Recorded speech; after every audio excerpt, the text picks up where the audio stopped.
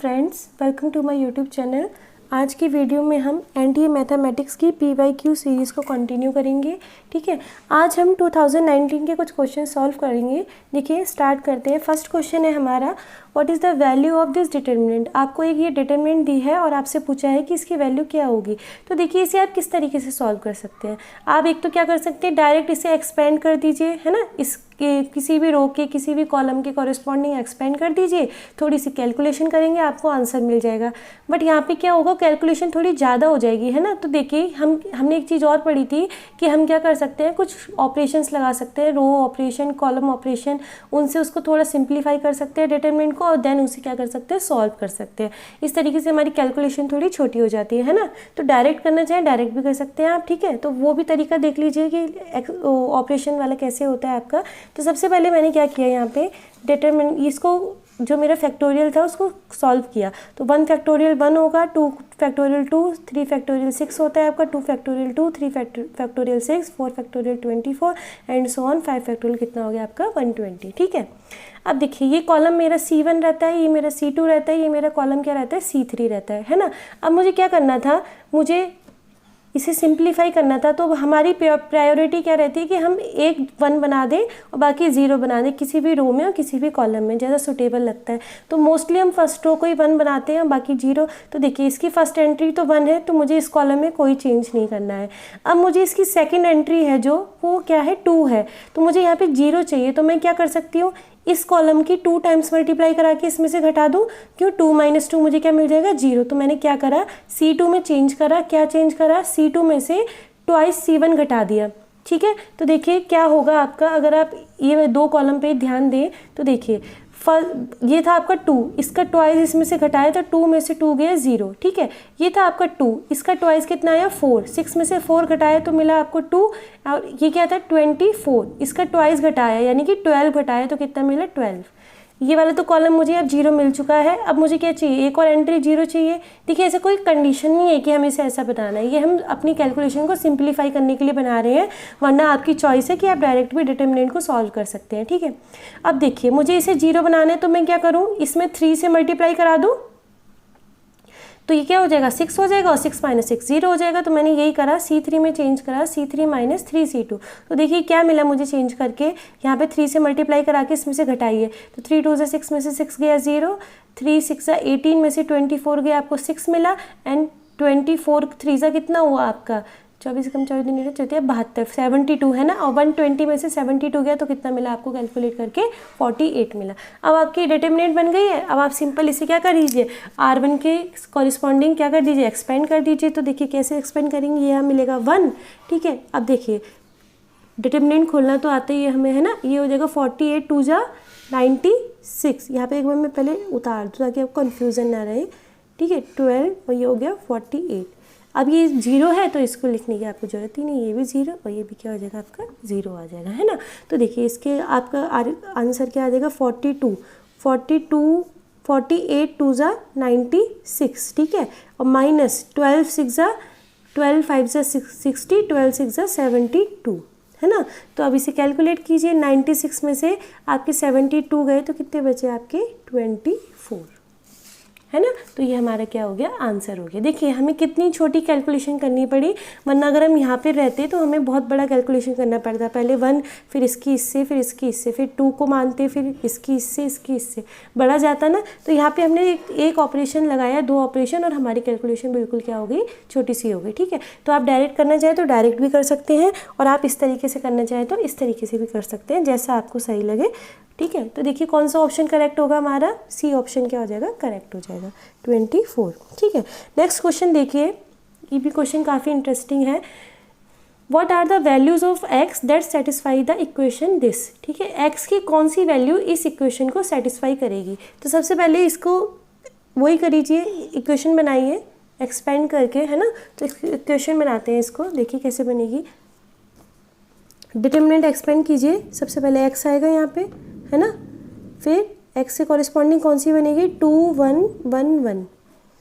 ये वाली मैं एक्सपेंड कर रही हूँ x, और इसके कॉरिस्पॉन्डिंग 2 1 1 1। अब 0, ये माइनस में लेंगे 0, 0 के कॉरिस्पॉन्डिंग क्या बनेगी, वैसे तो कोई भी बने 0 ही होनी है, पर फिर भी हम लिख लेते हैं। ये वाले रो और ये वाला कॉलम आपने हटाया, 2x1 2x1 ठीक है, और प्लस 2 के कॉरिस्पॉन्डिंग क्या बनेगी आपकी 2x1 है ना, ठीक है। और यहाँ पे देखिए प्लस, आप कौन सी वाली सॉल्व खोलिए, ये वाली खोलिए, तो यहाँ पे क्या है 3x, तो 3x के कॉरिस्पॉन्डिंग क्या खुलेगी आपकी डिटर्मिनेंट, वो 2 1 ठीक है, माइनस का 0, फिर से 0 के कॉरिस्पॉन्डिंग देखिए क्या बनेगी x² 0 1 1 और देन आपका क्या है यहाँ पे 2, तो 2 के कॉरिस्पॉन्डिंग देखिए क्या बनेगी x² 0 2 1 क्लियर है। अब क्या करना है आपको, खोल दीजिए डिटर्मिनेंट 2 क्रॉस 2 की, तो इजीली आप ओपन कर सकते हैं। तो ये हो जाएगा x, यहाँ पे हो जाएगा 2 1 जा 2 -1 यानी कि 1 ही मिलेगा आपको, है ना।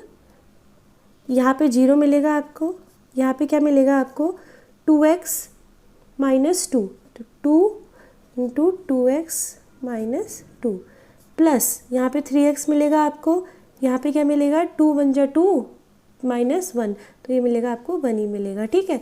ये 0 हो जाएगा और यहाँ पे आपको मिलेगा 2 और ये हो गया आपका x² -0, ठीक है। तो इसे थोड़ा सा सिंप्लीफाई कीजिए, ये बनेगा आपका x, ये आपको हो जाएगा 4x -4 प्लस 3x और प्लस 2x², है ना। थोड़ा और ऐड कर लीजिए जो आपकी सेम टर्म्स हैं, तो ये बनेगा आपका एक तरीके से 2x², 3x 4x और x यानी कि 8x प्लस 8x -4, ये आपको क्या मिली, इक्वल टू दिया था आपको 0, ये आपको एक इक्वेशन मिली, है ना। तो उसने यही पूछा था what are the values of x that satisfy this equation. तो अब क्या कीजिए, इसको सॉल्व कर लीजिए और देख लीजिए x की क्या वैल्यू क्या आ रही है, हमारा क्या आ जाएगा, आंसर आ जाएगा, ठीक है। तो स्टार्ट करते हैं, इसे सॉल्व करते हैं। देखिए ये हो गया आपका, एक तरीके से इसे ऐसे भी लिख सकते हो ना, x² + 4x -2 = 0। तो अब आपको क्या करना है, सॉल्व करने के लिए क्या देखना पड़ेगा, एक ऐसी संख्या जिसकी मल्टीप्लाई कराने पे, दो ऐसी संख्याएं जिनकी मल्टीप्लाई कराने पे 2 आए और माइनस करने पर 4 आए। तो आप ऐसे तो रियल में अभी डायरेक्ट नहीं बता पाओगे, तो आप क्या कर सकते हो, वही वाला फॉर्मूला लगाते हैं b² - 4ac का। तो देखिए क्या रहता है फॉर्मूला, -b +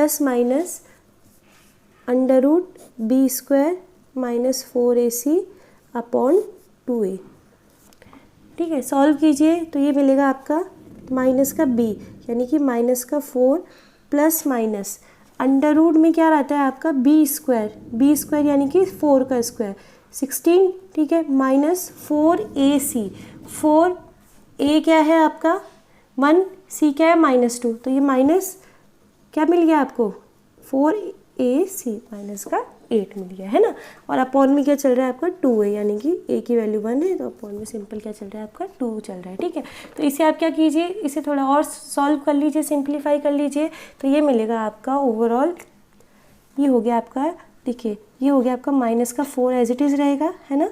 ये हो गया आपका प्लस माइनस अंडर रूट कितना बन गया 16 और 8 कितना होता है आपको 24, √24 अपॉन में कितना चल रहा है 2, ठीक है। तो इसे आप क्या लिख सकते हैं, इसे आप लिख सकते हैं, यहाँ पे हो गया -4, ये हो गया +6 4 जा होता है ना आपका, तो 2√6 लिख सकते हैं आप इसे अपॉन 2, है ना। सबसे 2 कॉमन ले लेंगे तो यहाँ पे क्या बचेगा आपके पास, यहाँ पे आपके पास बचेगा -2 प्लस -√6, है ना, अपॉन से 2 कैंसिल हो जाएगा। तो ये आपका क्या आ जाएगा आंसर, यानी कि x, इसने यही पूछा था ना आपसे कि what are the values of x that satisfy the equation. आपको ये इक्वेशन दी थी, आपने इस इक्वेशन को सिंप्लीफाई करके यहाँ तक क्वाड्रेटिक इक्वेशन तक आप पहुँच गए, फिर आपने उसका सॉल्यूशन निकाला क्वाड्रेटिक इक्वेशन का। जैसे निकालते हैं तो आपको पता चला कि x की कौन सी वैल्यू होगी -2 प्लस -√6, है ना। तो कौन सा ऑप्शन करेक्ट होगा आपका, डी ऑप्शन करेक्ट हो जाएगा, ठीक है। देखिए किसी भी क्वेश्चन में कोई डाउट है तो आप कमेंट सेक्शन में पूछ सकते हैं। नेक्स्ट क्वेश्चन देखते हैं। ये बहुत इंटरेस्टिंग क्वेश्चन है, मतलब बिल्कुल प्रॉपर्टी बेस्ड क्वेश्चन है। तो देखिए आपने एक चीज़ देखी होगी, हमने जो पहले 2020 के भी क्वेश्चन करे थे, हम पे डिटर्मिनेंट से काफ़ी क्वेश्चंस आते हैं और बहुत इजी क्वेश्चन आते हैं। मतलब कुछ भी ऐसा नहीं है कि ऐसा कॉन्सेप्ट लगाना पड़े जो बहुत मेहनत करनी पड़े आपको सोचने में। आप क्या कर सकते हैं, डायरेक्ट जो पढ़ा है उसी कॉन्सेप्ट बेस्ड पे उसे सॉल्व कर सकते हैं, है ना। तो यहाँ पर देखिए क्या दिया है आपको, बहुत इंटरेस्टिंग क्वेश्चन है ये भी, डायरेक्ट प्रॉपर्टीज़ वाला। x plus A plus B plus C equal to 0, then what is the value of this determinant. देखिए करने को अभी भी आप यहाँ पे भी वही काम कर सकते हैं कि डायरेक्ट डिटर्मिनेंट बनाइए, सॉल्व एक्सपेंड कीजिए किसी भी रो के कॉरिस्पॉन्डिंग, एंड देन आप उसकी वैल्यू फाइंड कर लीजिए, ठीक है। दूसरा तरीका क्या हो सकता है इसे करने का, जो इसने हमें खुद आइडिया दे दिया। पहले मैं आपको डिटर्मिनेंट उतार के दिखाती हूँ। तो ये मेरी बनेगी x प्लस ए, यहाँ मेरा बनेगा b, x प्लस बी, और यहाँ मेरा बनेगा c, x प्लस सी, ठीक है। देखिए इसने मुझे आइडिया क्या दिया, इसने मुझे बोला कि x plus A plus B plus सी बराबर 0 हो रहा है। तो अगर मैं क्या करूँ, इसके एक काम कर सकती हूँ मैं। देखिए मुझे x plus A plus B plus सी क्या मिल रहा है, अगर मैं इसकी सारी रोज़ को जोड़ूँ तो मुझे मिलेगा x प्लस ए, यानी कि नहीं मिलेगा। यहाँ पे भी जोड़ूंगी तो x प्लस बी प्लस सी, एक्स प्लस सी प्लस सी, तो मतलब मेरा कोई फ़ायदा नहीं होने वाला। दूसरी चीज़ कहाँ देखती हूँ मैं, जब मेरा रो से काम नहीं होगा तो मैं कॉलम पे जाऊँगी। अगर मैं कॉलम को जोड़ूँ इसके सारे, तो देखिए ये बनेगा ना x plus A plus B plus C, है ना। और यहाँ पे भी बनेगा a plus X plus B plus C, यानी कि मुझे एक आइडेंटिकल कॉलम मिल जाएगा। तो यहाँ पे मैं चेंज कर देती हूँ, C1 में चेंज करा मैंने, C1 में मैंने C2 को भी जोड़ दिया और C3 को भी जोड़ दिया। ऐसा क्यों कर रही हूँ, क्योंकि मुझे इसी ने आइडिया दे दिया कि इसकी वैल्यू 0 है, तो मुझे ऐसा कुछ बनाना चाहिए, मेरे दिमाग में ऐसा आएगा, जाहिर सी बात है ना। तो देखिए आपको ये मिल जाएगा एक तरीके से, जब आप ऐसा करेंगे x plus A plus B plus C, ये हो गया आपका b, ये हो गया आपका c, एज इट इज़ रहेगा, है ना। हमने तो पहले वाले कॉलम में चेंज करा है, तो ये बनेगा आपका a plus X plus B plus C, ठीक है। और यहाँ पे बनेगा a plus B plus X plus C, ये आपका एज इट इज़ उतर जाएगा जो रिमेनिंग पार्ट है, क्योंकि इसमें आपने नो चेंज करा है, कोई भी चेंज नहीं करा है। क्लियर है। अब क्या कर सकते हैं आप, देखिए आपने प्रॉपर्टी पढ़ी होगी कि डिटर्मिनेंट में अगर किसी भी रो में सेम एलिमेंट आ रहा है तो आप उसे कॉमन ले सकते हैं बाहर। तो ये आपका एक तरीके से क्या हो जाएगा, ये हो गया आपका x plus A plus B plus C, ये मेरा कॉमन आ गया। अंदर मेरा बचा 1 1 1 B X plus B C X plus C, ठीक है। अब क्या कीजिए, डायरेक्ट इसको वैल्यू पुट कर दीजिए। इसकी वैल्यू 0 है तो पूरी डिटरमिनेंट आपकी इसकी 0 से मल्टीप्लाई करा के इसकी पूरी वैल्यू क्या आने वाली है, 0। तो डायरेक्ट आपका आंसर क्या आ गया, 0। देखिए कितना सिंपल क्वेश्चन था। अभी आप क्या करते हैं, इसको यहीं पे अगर आप एक्सपेंड करने बैठ जाते तो बहुत लॉन्ग कैलकुलेशन होने वाली थी। हमने सिंपल सा क्या दिमाग लड़ाया कि अगर हमें इसने ये चीज़ दी है तो किसी ने किसी बेसिस पे ही दी होगी। तो हमने क्या करा, हमने ट्राई किया कि क्या ऐसा कुछ बन सकता है। तो पहले रोज़ को देखा, भाई नहीं बन रहा, तो फिर हम कहाँ गए, कॉलम पे गए। तो हमने देखा कि अगर हम सारे कॉलम को ऐड कर दें तो हमें आइडेंटिकल मिल जाएगा, देन हम कॉमन लेके क्या कर सकते हैं, उसकी वैल्यू पुट कर सकते हैं। और वही हमने किया, हमें आंसर क्या मिल गया, 0। तो कौन सा ऑप्शन करेक्ट होगा इसका, फर्स्ट ऑप्शन ट्रू हो जाएगा, ठीक है। नेक्स्ट क्वेश्चन देखिए, ये भी क्वेश्चन काफ़ी अच्छा है। मतलब इसे ऐसा नहीं कह सकते सिंपल है, ऐसा भी नहीं कह सकते टफ है, बट इंटरेस्टिंग है ना, इंटरेस्टिंग क्वेश्चन है। तो देखिए इसने दिया है कि m and n be the roots of the equation. एक आपको इक्वेशन दी है और आपको बताया है कि m और n इसके 2 रूट है, जहाँ पे m है वो छोटा वाला रूट है और n बड़ा वाला रूट आएगा, यानी कि इसके 2 रूट आने वाले हैं जो कि इक्वल नहीं है। तो जो छोटा रूट लोगे आप उसे m मानोगे और जो बड़ा रूट लोगे n मानोगे। तो पहले इसके रूट्स निकालें, क्वाड्रेटिक इक्वेशन है, रूट्स तो हम इजीली निकाल सकते हैं। या तो आप b² - 4ac वाला फॉर्मूला लगा दो, या फिर देख लो कि किसके फैक्टर हो रहे हैं तो फैक्टर करो। फैक्टर कैसे होंगे इसके, मल्टीप्लाई कराने पे 39 आए और देन ऐड करने पर 16 आए। तो ऐसे 2 नंबर्स फाइंड कीजिए जिनकी मल्टीप्लाई कराने पर 39 आए एंड ऐड करने पर 16 आए। तो सोचिए, देखिए 13 एंड 3, 13 को जब आप 3 से मल्टीप्लाई कराते हैं तो 13 3 × 39 होता है, एंड देन अगर आप उन्हें ऐड करते हैं तो 16 मिलता है ना। तो मैं इसे ऐसे लिख सकती हूँ, x² - 13x - 3x + 39 = 0। क्लियर है। अब देखिए ये मेरा यहाँ पे x कॉमन आ रहा है तो ये बनेगा x - 13, ठीक है। और माइनस का 3 कॉमन आ रहा है तो ये बनेगा मेरा x - 13 = 0, है ना। तो आपको मिल गया x = 3, 13। अब कहा था, हमने क्या कहा था उसने कि m छोटा है n से, यानी कि जो छोटा वाला रूट हो उसे m मानिएगा। तो आप ले लीजिए, दिस इम्प्लाइज आपको क्या मिला, m = 3 एंड n = 13। इतना काम तो हमारा हो गया। ये तो बस हमने एक तरीके से उसने जो हमें बोला वो हम करते गए। अब हमें क्या करना है, उसने देखिए क्या बोला है आपको, if 4 terms P, Q, R and S are intersect between M and N, M और N के बीच में उसने 4 टर्म्स डाल दी P, Q, R, S। तो डालो, तो आपको मिला, ये था M, इसके बीच में डाला उसने P, Q, R, S और ये हो गया N। ठीक है, तो ये उसने 4 टर्म्स डाली। उसने बोला टू फॉर्म एन AP। अब जो ये 4 टर्म्स को डाल के बनी, ये एक AP बन गई। उसने हमें बोला कि हमने क्या करा, M और N के बीच 4 टर्म्स डालेंगे इस तरीके से कि वो AP बन जाए। तो मेरी AP बन चुकी है। Then what is the value of P plus Q plus R plus S। वो तो बात की बात है कि अगर मुझे P, Q, R, S के मान पता चल गए तो मैं P plus Q plus R, S का वैल्यू या मान बता सकती हूँ। ये तो क्लियर है आपको। ठीक है, तो सबसे पहले यहाँ पे देखिए कि आपको गिवन क्या है। पहले यहाँ पे N की वैल्यू रख लीजिए, क्या थी 3P, Q, R, S और ये क्या हो गया 13। ठीक है, अब ये AP है। AP में आपको क्या क्या गिवन है, तो जरा देखिए क्या क्या गिवन है आपको। आप इजीली बता सकते हैं यहाँ से कि A गिवन है आपको, यानी कि फर्स्ट टर्म गिवन है 3, है ना। आपको L गिवन है, यानी कि लास्ट टर्म गिवन है 13। और क्या गिवन है आपको, N गिवन है, यानी कि आपको क्या गिवन है, टोटल टर्म्स 1 2 3 4 5 6। ठीक है, अब आपको क्या फाइंड करना है, देखिए आपको फाइंड क्या करना है, आपको एक्चुअली फाइंड करना है P, Q, R, S। यानी कि अगर मुझे D पता चल जाए, डिफरेंस पता चल जाए, तो मैं 3 में ऐड करके नेक्स्ट टर्म, फिर उसमें D ऐड करके नेक्स्ट टर्म, देन उसमें D ऐड करके नेक्स्ट टर्म, देन सारी टर्म्स में बता सकती हूँ, है ना। तो मुझे सबसे पहले क्या चाहिए, D चाहिए, है ना। तो देखिए D चाहिए और पता ये है, तो ऐसा कौन सा फॉर्मूला है जो इन 4 टर्म्स को कंटेन करता हो, किसको, D को। D तो क्वेश्चन मार्क है ना, A को, L को और N को। थोड़ा सोचिए, देखिए आपने एक फॉर्मूला पढ़ा होगा, L equal to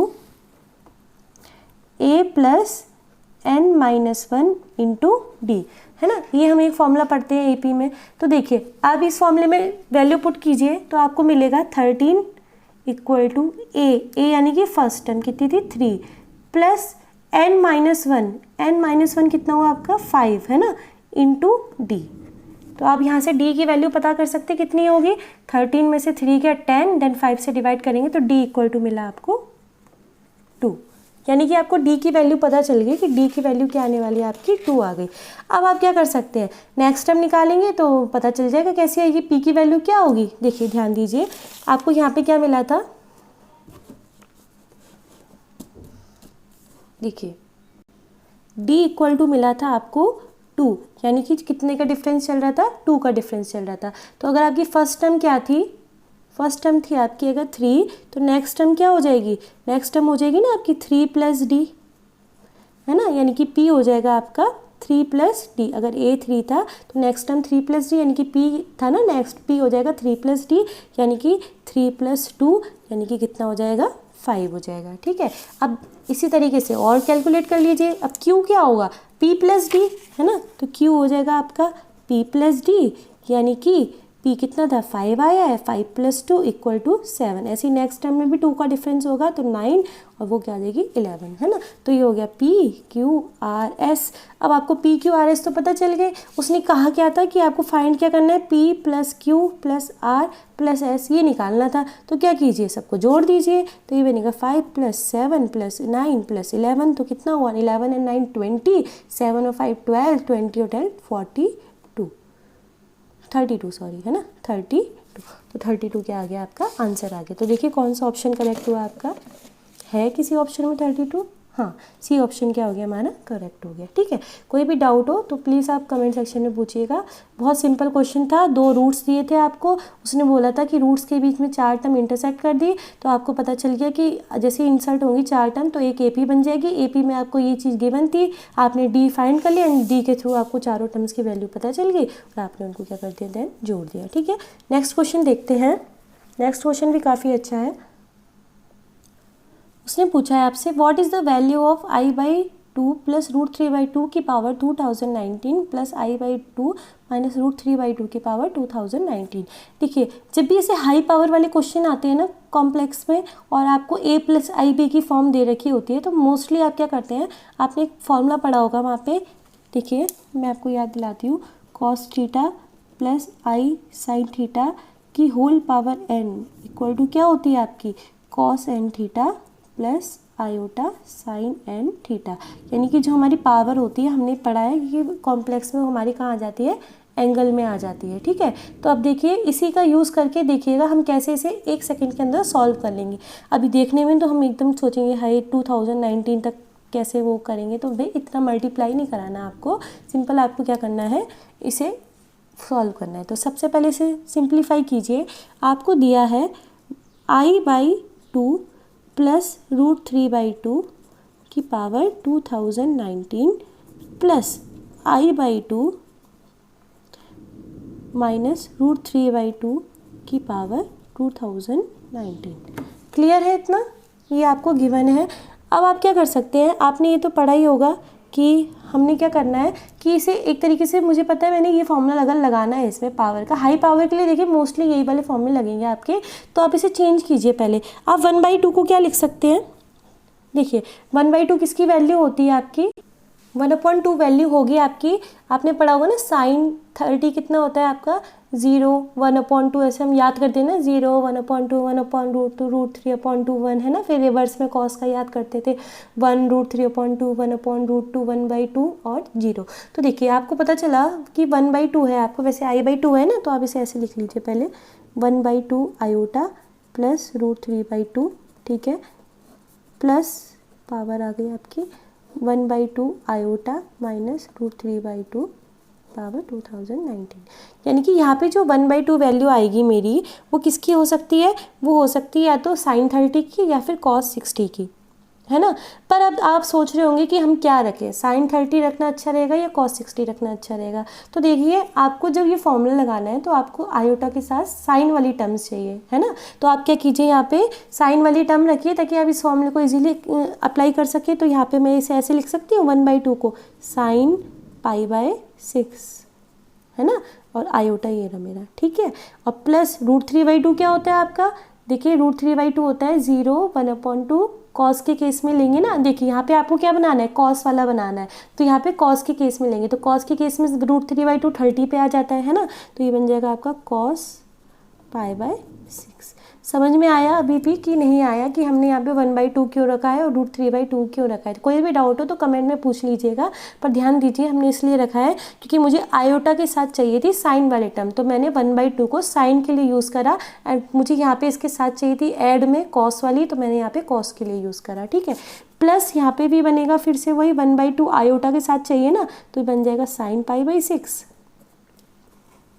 sign π/6 iota, है ना, और माइनस कॉस π/6 की पावर क्या बन गया आपकी 2019, यहाँ पे भी कितनी थी 2019, है ना। तो ये आप देखिए आपका क्या बन गया, एक तरीके से इसे और अच्छा से थोड़ा मतलब लिख लीजिए, तो ये बनेगा कॉस π/6 प्लस आयोटा साइन π/6, ठीक है, प्लस ये बनेगा आपका, यहाँ पे क्या करिए माइनस बाहर ले लीजिए आप, है ना, तो माइनस बाहर लेंगे तो ये बनेगा आपका कॉस π/6, ठीक है, और माइनस का आयोटा साइन π/6, और ये हो जाएगी पावर 2019, और यहाँ पे भी 2019। एक चीज़ ध्यान रखिएगा, मैंने थोड़ा शॉर्टकट कर दिया है, आपके माइंड में आ रहा होगा कि जब हम -1 बाहर लेंगे तो -1 की पावर 2019 आएगी, और 2019 ऑड नंबर है तो वो माइनस ही आएगा बाहर, है ना, ठीक है। अब देखिए ये एक तरीके से क्या बन गया आपका कॉस थीटा प्लस आई साइन थीटा की पावर n वाला, है ना। तो अब यहाँ पे आप ये फॉर्मूला अप्लाई कर दीजिए, क्या करेंगे 2019 को इनके क्या ले लेंगे, एंगल में ले लेंगे, है ना, तो इसके एंगल में ले लीजिए, तो ये बनेगा आपका cos 2019 into π/6 plus iota sine 2019 into π/6, ठीक है। और फिर क्या होगा आपका, यहाँ पे ये हो जाएगा आपका माइनस, ये हो गया आपका, इधर ब्रैकेट लगा लीजिए क्योंकि अभी कैलकुलेशन करनी है, तो cos 2019 into π/6 minus iota sine 2019 into π/6। अब क्या कीजिए, बस सॉल्व कर लीजिए। देखिए ये वाली टर्म तो सीधा सीधा कैंसिल हो रही है, कोई टर्म कौन सी वाली टर्म कैंसिल हो रही है, कॉस वाली टर्म मेरे ख्याल से कैंसिल हो रही है ना, ये प्लस है ये इधर माइनस है तो ये तो इससे कैंसिल हो गया। तो आपको ओवरऑल क्या मिलेगा, ये प्लस हो जाएगा इसके साथ 2 आयोटा साइन 2019 इंटू π/6। ठीक है, तो ओवरऑल आपको क्या मिल गया, एक तरीके से ये मिला आपको 2 आयोटा, ठीक है, साइन 2019 π/6। ठीक है, इस एंगल की वैल्यू निकाल लीजिए। देखिए इसे मैं ऐसे लिख सकती हूँ 2 आयोटा साइन, देखिए यहाँ पे मुझे क्या करना है, मुझे इसकी वैल्यू फाइंड करनी है। तो इसकी वैल्यू फाइंड कैसे कर सकते हो आप, देखो आपने वो पढ़े ना, आपके क्वाड्रेंट होते हैं कि इस वाले में साइन प्लस होता है ना, तो आपने पढ़ा होगा कि साइन 2π प्लस थीटा क्या रहता है आपका, साइन थीटा रहता है। तो इसे 2π की फॉर्म में जब आप बनाओगे ना, वो तो कैलकुलेशन आप कर ही लोगे, तो ये बनेगा 168 इंटू 2π प्लस 3π/6, है ना, ये तो आप कर ही लोगे कैलकुलेशन, है ना। ठीक है, फिर आपका ये ओवरऑल क्या मिलेगा आपको, ओवरऑल आपको मिल गया, देखिए आपका फॉर्मूला बन गया ना 2i sine 2nπ plus theta, sine 2nπ plus theta क्या रहता है, साइन थीटा। तो ये मिल गया आपको ओवरऑल 2 आयोटा साइन 3π/6, और 3π/6 का मतलब क्या हुआ, π/2, यानी कि आपको ओवरऑल क्या मिल गया, ये 2 आयोटा साइन π/2, और साइन 90 कितना होता है आपका, साइन 90 होता है आपका 1, है ना। तो आपको ओवरऑल आंसर क्या मिल गया, 2 आयोटा।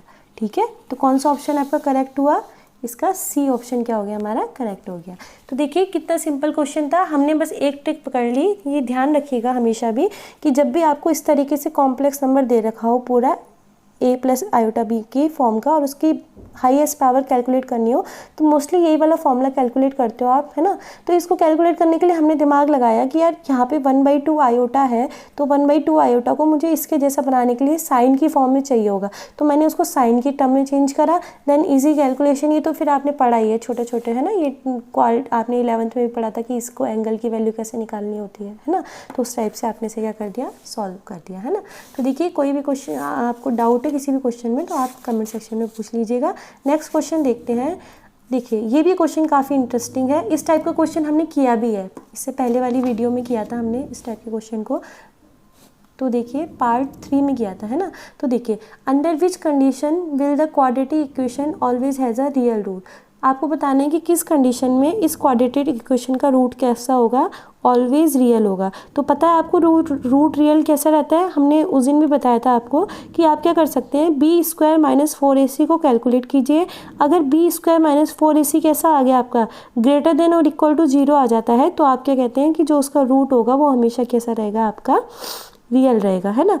तो हम यहाँ पे क्या करेंगे, इसी टाइप से हमें पता है फॉर, देखिए ये छोटे छोटे पॉइंट हैं, अगर आपको क्या हो ये पॉइंट पता हो तो आप क्या कर सकते हो, इजीली उसको क्या कर सकते हो, सॉल्व कर सकते हो। तो एक तरीके से एक नोट्स बना लिया करो कि यार ये छोटे छोटे चीज़ें आपको ध्यान रहे। फॉर रियल रूट्स ये क्या होना चाहिए था हमारा, ग्रेटर देन और इक्वल टू 0 होना चाहिए था। ठीक है, तो ये वैसे किस इक्वेशन के लिए होता है, ये होता था आपका ax² + bx + c। अब आपको किस इक्वेशन के लिए बताना है, आपको बताना है x² + mx + 2 के लिए। तो इसके लिए फॉर्मूला क्या बन जाएगा, b² यानी कि m² - 4a कितना है 1, c कितना है 2, 4ac, है ना, यही बनेगा आपका फॉर्मूला। और ये क्या होना चाहिए, ग्रेटर देन इक्वल टू 0। तो ओवरऑल क्या मिला आपको कि m² - 8 आपका ग्रेटर देन इक्वल टू 0 होना चाहिए, है ना। यानी कि आप कह सकते हो कि m² क्या होना चाहिए, ग्रेटर देन और इक्वल टू 8 होना चाहिए। ठीक है, या फिर दूसरी लैंग्वेज में आप क्या कह सकते हो, m greater than equal to क्या होना चाहिए, 2√2। ठीक है, तो बस यहीं तक आपको सॉल्यूशन मिल गया। तो वैसे तो आपको ये भी निकालने की ज़रूरत नहीं है, आपको डायरेक्ट उसने ऑप्शन दिया हुआ है कि m² greater than equal to √8, तो यही √8 तो यही वाला ऑप्शन क्या हो जाएगा हमारा, ट्रू हो जाएगा। ठीक है, तो ये तो बहुत ही सिंपल क्वेश्चन था, है ना। बस आपको एक चीज़ ध्यान रखनी है कि रियल रूट्स कब मिलता है। ये ऐसा पता है क्यों होता है, क्योंकि आपने फॉर्मूला पढ़ा है, ये वाला -b + -√b² - 4ac/2a वाला फॉर्मूला पढ़ा है। देखिए ये हम काय के लिए यूज़ करते थे, रूट्स निकालने के लिए यूज़ करते थे। कुछ चीज़ों को रटने की जगह आप कॉन्सेप्ट्स भी ध्यान दीजिए, ये आप रूट्स निकालने के लिए यूज़ करते थे। अगर इसके अंदर ये वाला पार्ट नेगेटिव आ गया यानी कि लेस देन 0 हो गया, तो ये कॉम्प्लेक्स नंबर बन जाएगा ना एक तरीके से, कि रूट के अंदर माइनस क्या रहता है, रियल रहता ही नहीं है, तो हमेशा रियल के लिए इसको क्या होना पड़ता है, ग्रेटर देन 0, ताकि रूट के अंदर माइनस ना आ पाए आपका। ठीक है, तो देखिए नेक्स्ट क्वेश्चन देखिए, ये भी क्वेश्चन बहुत बहुत सिंपल है।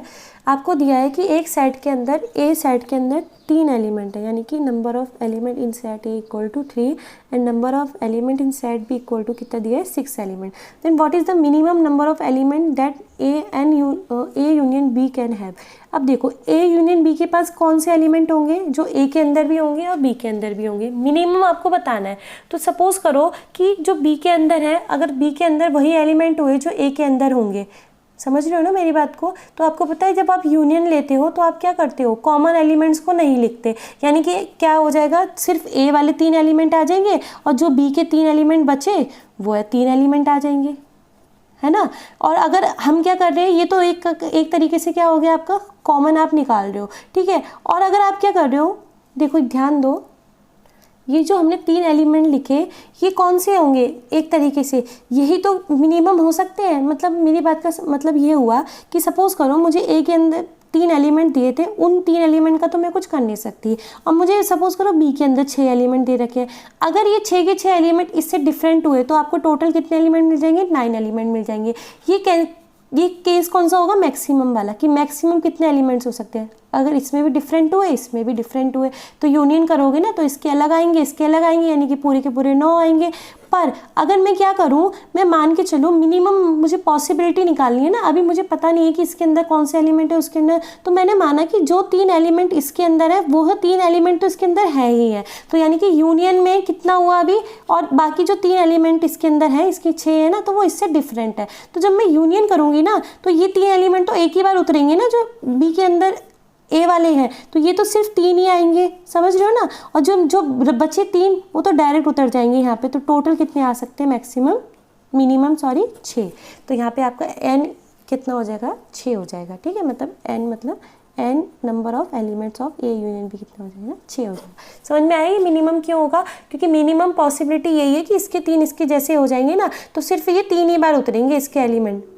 मतलब एक तरीके से इसके एलिमेंट तो उतर ही नहीं रहे, अब सारे एक ही उतर रहे हैं, और इसके 3 तो उतरेंगे जो अलग होंगे, क्योंकि वो तो एक ही अंदर आ नहीं सकते, क्योंकि हम जब भी क्या निकालते हैं, नंबर ऑफ एलिमेंट निकालते हैं, हम डिफरेंट एलिमेंट्स को ही काउंट करते हैं, है ना। तो यहाँ पे कितना हो गया, 3, यहाँ पे कितना हो गया, 6 में से 3 हमने इसके जैसे मान लिए, तो इसके अंदर कितने बचे, सिर्फ 3 बचे, यूनियन में तो कितना आ जाएगा, 6 आ जाएगा। ये थोड़ा समझने वाला क्वेश्चन था, ठीक है। तो अब नेक्स्ट क्वेश्चन पर ध्यान दीजिए,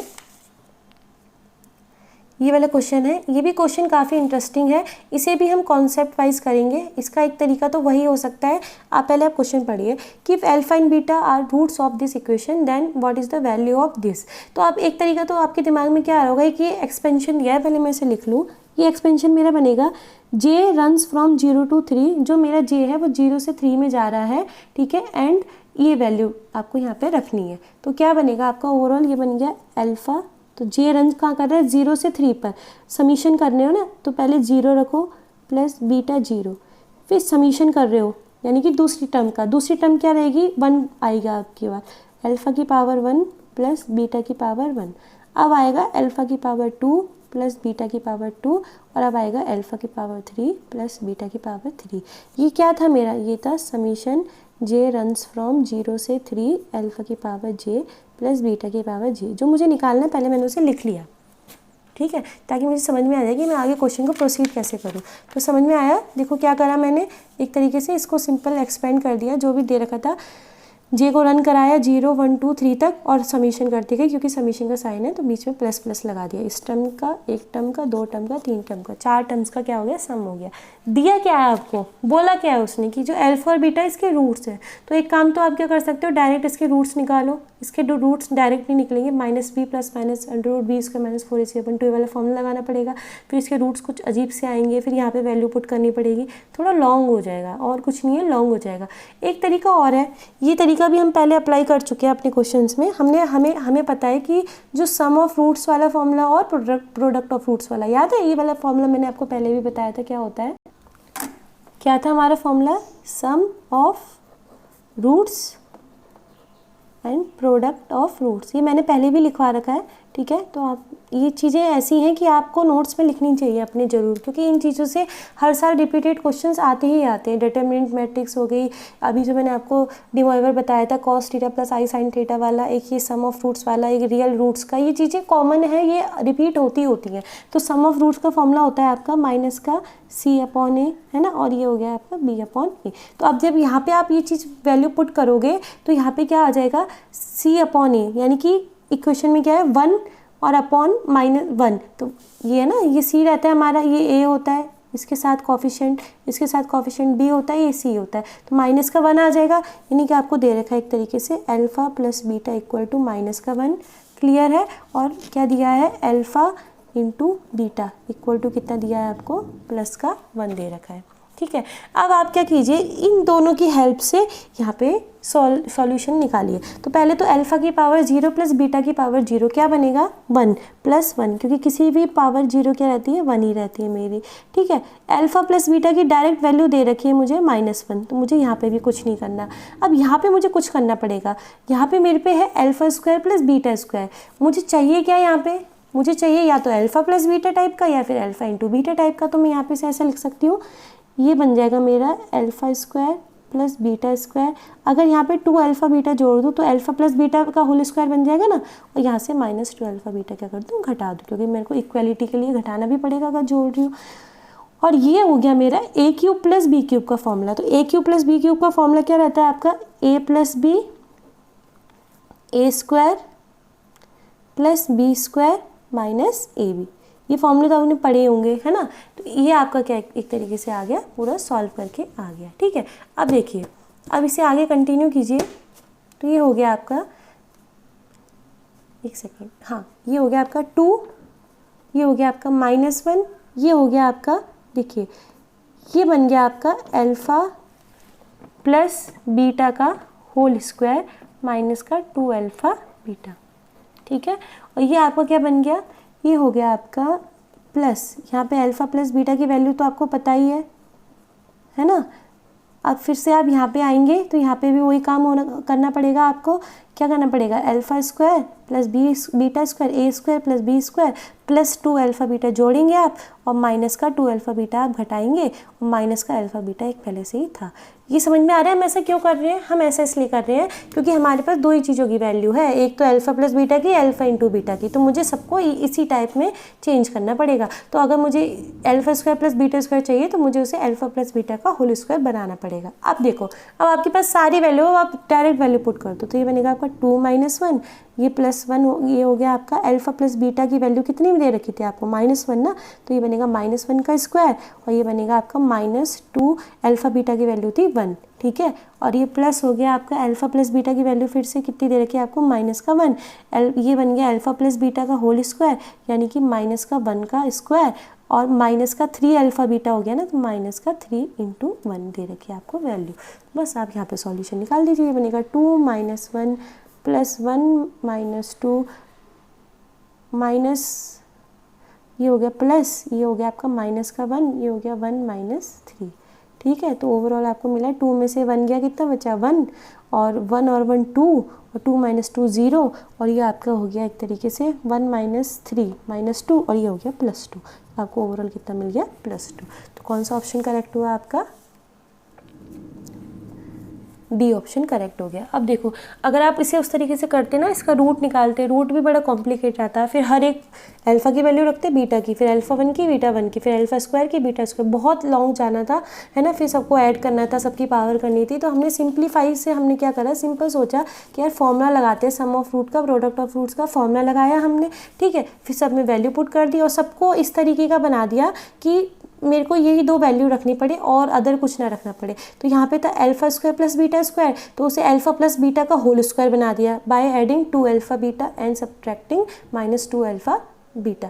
देन सेम काम यहाँ पे a cube plus B cube का फॉर्मूला लगाया, फिर से यहाँ पे alpha square plus beta square बना, तो मुझे इसकी वैल्यू के लिए फिर से मुझे अल्फ़ा बीटा जोड़ना पड़ा और अल्फ़ा बीटा घटाना पड़ा, तो सबकी वैल्यू मिल गई, लास्ट में मेरा क्या आ गया, आंसर, ठीक है। तो नेक्स्ट क्वेश्चन देखिए, किसी में भी अभी डाउट हो तो पूछिएगा ज़रूर। ये हमारा नेक्स्ट क्वेश्चन है, आज हम इतनी क्वेश्चन करेंगे, ठीक है। तो इस क्वेश्चन को करते हैं। देखिए, इसमें बोला है आपको कि एक तरीके से आपको इसमें पता क्या दिया है, mod of X square minus 3x plus 2 is greater than X square minus 3x plus 2, then which of the following is correct. Correct वाला तो अभी हम छोड़ते ही हैं, पहले हम देखते हैं हमें उसने दिया क्या हुआ है। उसने आपको पता क्या दिया है, उसने आपको दिया है कि मॉड ऑफ किसी संख्या एक ऐसी संख्या है जिसका मॉड उससे क्या है, बड़ा है। Mod of x is greater than x, इस तरीके से उसने दे रखा है आपको, ठीक है। तो अब आपको बताना है कि क्या कौन सी कंडीशन ट्रू हो सकती है, क्योंकि देखो ना ये संख्या भी वही है जो ये संख्या है। ये तो एक तरीके से मैं आपको एक जनरल टर्म लिख के बता रही थी, ठीक है। अब देखो आपको दिया है mod of X square minus 3x plus 2 greater than X square minus 3x plus 2 के, इतना समझ में आया। अब यानी कि इसका मॉड इससे बड़ा है, तो एक तरीके से मॉड की डेफिनेशन क्या होती है, mod of X equal to क्या होता है, X when X is greater than equal to 0 और minus X when X in less than 0, यही होती है ना मॉड की डेफिनेशन। अब अगर मैं यहाँ पे लिख दूँ इसे, मैं यहाँ पे मॉड एक्स की डेफिनेशन में एक्स ले लूँ तो यहाँ पे बनेगा x is greater than x, तो ये तो गलत हो जाएगा ना। क्या कोई भी संख्या खुद से बड़ी हो सकती है, क्या कोई भी संख्या खुद से बड़ी हो सकती है, नहीं हो सकती ना। तो यानी कि ये वाली वैल्यू नहीं ले सकते आप मॉड एक्स की, तो आप यहाँ पे क्या लोगे, minus of x is greater than x, ये तो पॉसिबल है ना। तो यहाँ पे हो जाएगा minus of X square minus 3x plus 2 is greater than X square minus का 3x प्लस 2। अब मुझे पता है आप लोग क्या सोच रहे होंगे कि किसी संख्या का माइनस उस संख्या से बड़ा कैसे हो सकता है। अरे भाई अगर संख्या नेगेटिव हुई तो उसका माइनस उससे बड़ा हो सकता है ना। अगर सपोज करो मैं -2 लूँ तो -2 का जो आपका अपोजिट पार्ट होगा वो तो -2 से बड़ा हो जाएगा ना। देखो 2 ग्रेटर देन -2 हो जाएगा, है ना। तो इसी कॉन्सेप्ट से मैंने ये करा। अब मेरा ये क्या बना, ये हो गया मेरा माइनस का 2x square minus 3x plus 2 is greater then 0। इसको मैं इधर ले गई साइड, या फिर दोनों तरफ से मैंने क्या करा, एक्स स्क्वायर माइनस 3x घटा दिया तो इधर 2 ऐड हो गया और इधर 0 हो गया। तो ये एक तरीके से आपका बना x square minus 3x plus 2 is greater then 0, ठीक है। इसके फैक्टर कर लीजिए, इसके फैक्टर हो जाएंगे x square minus 2x minus x plus 2 greater than 0, है ना। तो ये हो जाएगा एक तरीके से x माइनस 2, एक्स कॉमन लोगे और यहाँ पे बनेगा -1, जब x कॉमन लोगे ग्रेटर देन 0 तो ओवरऑल मिल गया आपको x minus 2 x minus 1 greater than 0, ठीक है। यानी कि क्या मिला आपको, यहाँ से आप क्या कह सकते, देखो इन दोनों का प्रोडक्ट क्या है, ग्रेटर देन 0, यानी कि दोनों का प्रोडक्ट क्या आ रहा है, पॉजिटिव आ रहा है। तो यानी कि इसे भी पॉजिटिव होना पड़ेगा, इसे भी पॉजिटिव होना पड़ेगा, या इसे भी नेगेटिव होना पड़ेगा, या इसे भी नेगेटिव। अगर आप दोनों को पॉजिटिव लोगे तो आपको मिलेगा x इज़ ग्रेटर देन 2 और x इज़ ग्रेटर देन 1। अगर आप दोनों को नेगेटिव लोगे तो x is less than 2, x is less than 1, ठीक है। तो आपको इस टाइप के ऑप्शन मिलेंगे, ठीक है। तो देखिए ऑप्शन थे आपके पास, ये ऑप्शन था कि x बड़ा हो 1 से पर छोटा हो 2 से, है ना। तो यहाँ पे आपको मिला कि x बड़ा होगा 1 से और x क्या होगा, बड़ा होगा 2 से। यहाँ पे आपको मिल रहा है कि x is greater than equal to 1 less than equal to 2, x is any real number value except 3 and 4, 3 और 4 के अलावा कोई सा भी रियल नंबर हो सकता है, ठीक है। और यहाँ पे मिला कि x less than equal to 1 हो या फिर x क्या हो, ग्रेटर देन इक्वल टू 2 हो। अब आप देखो कि कौन सा ऑप्शन मैच करेगा आपके सॉल्यूशन से। आपको सॉल्यूशन में क्या मिला, x बड़ा हो 1 से, ठीक है, और क्या हो, x बड़ा हो 2 से। तो कौन सा ऑप्शन एक तरीके से आपका मैच कर रहा है, ये वाला। तो ये आपका ऑप्शन क्या हो जाएगा, करेक्ट हो जाएगा। यहाँ पे x इज़ ग्रेटर देन 1 वाली कंडीशन सेटिस्फाई हो रही है ना आपकी, ठीक है। देखिए वैसे इसके जो ऑप्शन है वो बिल्कुल क्लियरिफाई नहीं दे रखे कि आप एकदम चूज़ कर लो, क्योंकि ये वाला ऑप्शन इस चीज़ को आपका नेगेशन कर रहा है कि x इज़ लेस देन 2, जबकि यहाँ पे आपका क्या आ रहा था, x इज़ ग्रेटर देन 2, है ना। एक कंडीशन को तो सेटिस्फाई कर रहा है, तो आप इसलिए इसी ऑप्शन को करेक्ट करेंगे। वैसे इसके ऑप्शन थोड़े मतलब एकदम बिल्कुल जनरली करेक्ट नहीं दे रखे आपके, है ना। तो ये वाला ऑप्शन क्या हो जाएगा, आपका ट्रू हो जाएगा, ठीक है। आई होप आपको वीडियो अच्छा लगा हो। अगर कोई भी डाउट हो तो प्लीज़ कमेंट सेक्शन में पूछिएगा और please like, subscribe and share कीजिएगा। Thank you for watching.